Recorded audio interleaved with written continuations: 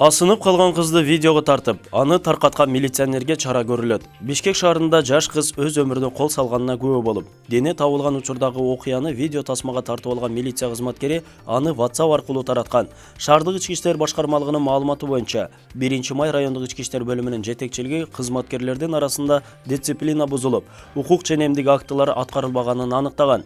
Такталган маалыматтар боюнча, 1-май райондук ички иштер бөлүмүнүн кызматкери милициянын лейтенанты Жамшит ыкчам тергөө иштеринин жүрүшүндө окуяны мобилдик телефонуна тартып алып, аны көпчүлүккө тараткан. Буга чейин Бишкек шаарындагы Токтоналиев көчөсүндө жайгашкан батирлердин биринде 23-25 жаштар чамасындагы кыз асынып каза болгону тууралуу маалымат тараган.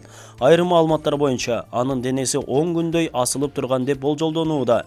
Денени 21 декабрда саат 23:10 чамасында жашоочулардын чакыруусу менен барган куткаруучулар табышкан.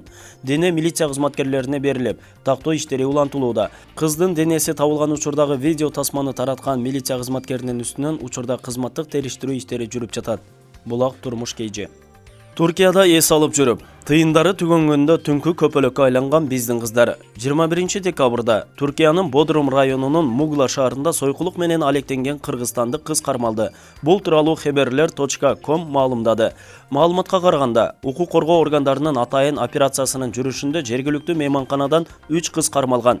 Кармалган 28 жаштагы жаран Түркмөнстан, 19 жаштагы жаран Кыргызстан жана 22 жаштагы жаран Казакстандан Бодрумга эс алууга келип, акчалары түгөнүп, эс алууну улантуу үчүн сойкулук менен алектене башташкандыгын билдиришкен. Учурда кармалган кыздар Туркиядан депортацияланды.